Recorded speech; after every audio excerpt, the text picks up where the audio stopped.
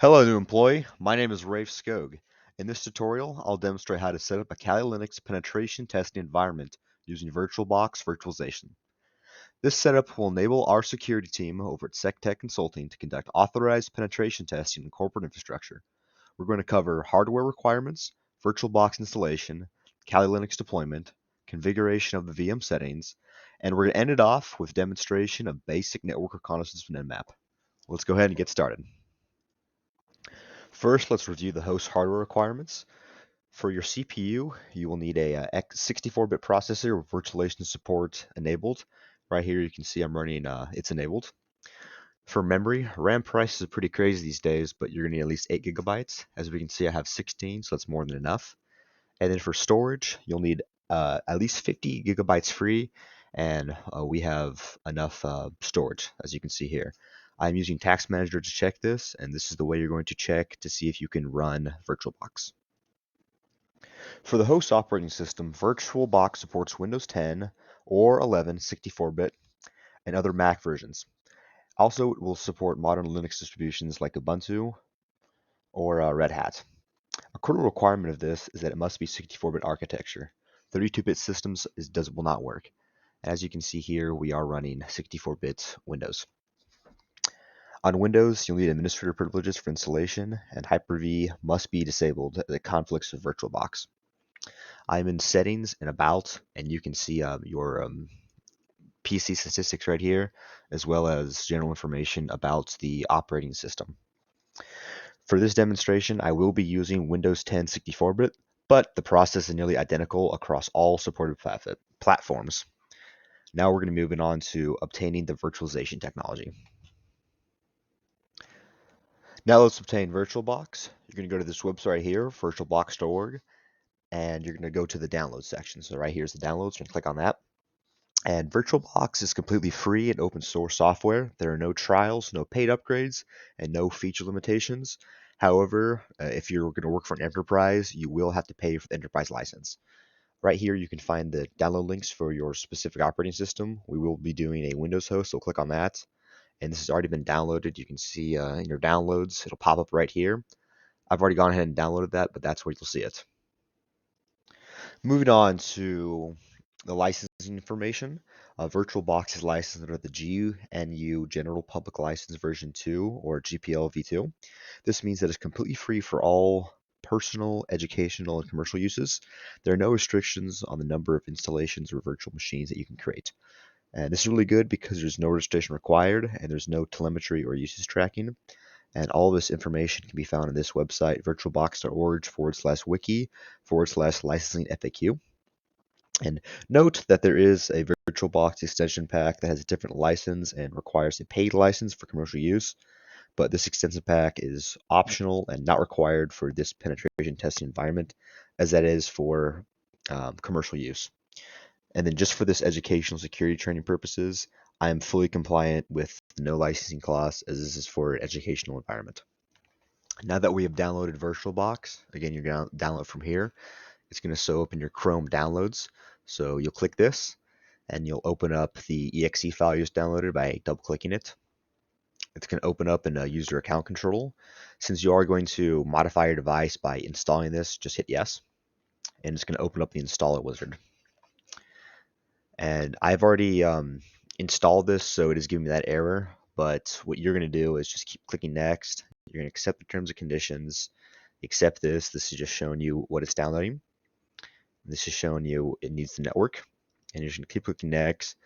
You're going to want to add all of these things, as it makes using the VirtualBox very useful.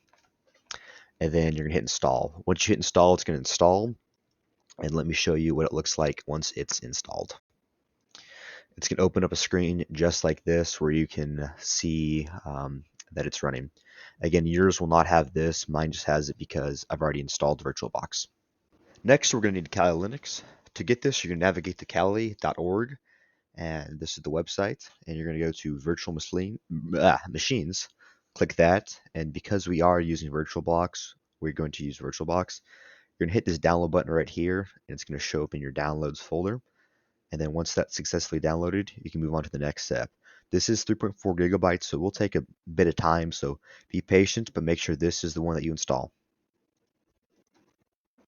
Now let's import Kali into VirtualBox.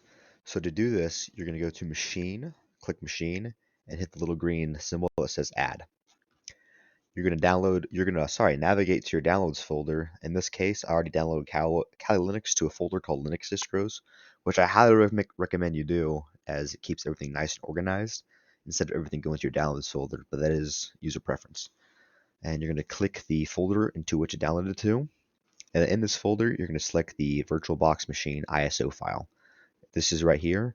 You're going to make sure it's the proper file name. Hit open, and then boom, it'll automatically make you a virtual machine that is ready to go. We could hit this green arrow right here that says start and start up the VM, but we're not going to. We're going to navigate to settings and do some changes. So as it currently stands, this is kind of a little wimpy VM, so we're going to buff it up a little bit. Since we are running 16 gigabytes of RAM, we're going to allocate more RAM to it, so about 40. Okay, I'm just going to type it in 494069. So we're going to double the RAM that's allocated to it. This is going to make it much faster and more responsive when we actually run it. And then for processor, since our CPU on the host machine is more than 4 cores, we're going to allocate 4 CPUs to the virtual machine. Acceleration, we're going to leave that as default. And display, everything here will be left as a default because they're only running one monitor.